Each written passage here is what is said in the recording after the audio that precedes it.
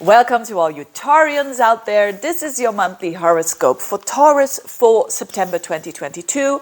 I just want to focus on one thing because actually, on the other hand, there's not that much going on in September. That's a bit different next month, but that's for next month. Let's stick to the now, which is all a very Taurian trait, isn't it? You know, stick to the now. I love that about Taurians, that they are so in the now. And don't we need that nowadays? But anyway, I'm digressing. So what's happening that is most important, and it's not like life-changing for you, but I think you're gonna like it. It's the Mercury retrograde. So on the 11th of September, round about the 11th, Mercury will go backwards. The planet of communication, of thinking, will go backwards on 8 degrees of Libra, which is in your sector of your day-to-day life, your day-to-day routines, your health routines, your health in general. And so this is a very busy house. And it shows that Taurians will be busy around that time. And when Mercury goes backwards, it means that you are reviewing that area of your life. You want it to be better when Mercury goes direct again, which will be around at about the 3rd of October. And actually it will have just shifted into a fellow earth sign, which is Virgo. So at the end of Virgo, which is your 5th house.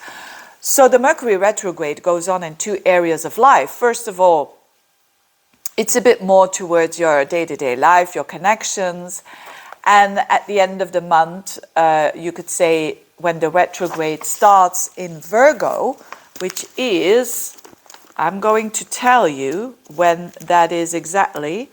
So Mercury goes into Virgo around at about the 24th of September.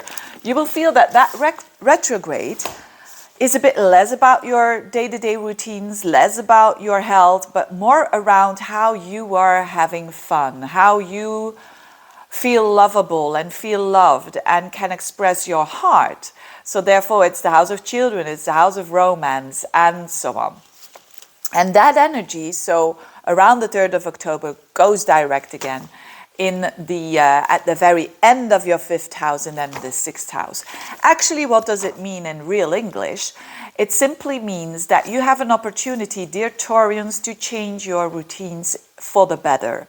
So think about it, especially your work routines. If you think that they're not going smoothly, and it could be a bit of a crisis there, that you either have too much work or the things that you're doing, you don't find them efficient, stand still, and instead of being the stubborn Taurian and does all the things same old, have the courage to stand still, and even when the crisis is going on there, and to think how you can make it more efficient.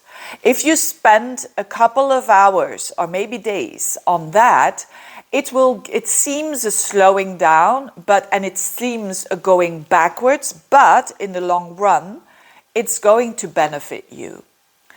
So definitely it's the same for your health. If you feel like your health is going backwards there, or you haven't had a lot of time to spend time for good eat routines or doing something to increase your health, your mental or your physical health, this is the time to do so when this Mercury goes retrograde. It really is. And it's going to help you out in the long run. So it's the same as attitude that I invite you to take as with what I said with the work routine. And if you're not working, it is about your day-to-day routines that have made, because of a crisis, maybe because of your routines, you're not doing things right, or things are just all over the place. It's a call. So when it worsens, see it as an opportunity rather than it is a problem. The 6th house is the house of fixing problems. So if you do it the right way, which is you're standing still and you're looking at, or you're getting some help there, or at least thinking differently about it, because that's what it suggests. Mercury literally goes backwards, which means think in another way. It's going to give you big rewards in the beginning of October. So the problems will only be resolved after Mercury goes back into, you could say, direct, which will be after the 3rd of October, but when it gains a little bit of momentum. So it's not going to last forever, these problems, but use the opportunity. Don't be stubborn, use the opportunity, and you will be fine. Meanwhile, your ruler is for most of the month, which is Venus, is for most of the month in your 5th house. So enjoy yourself. Meanwhile, don't forget that. Even if the 5th house is the house of your enjoyment.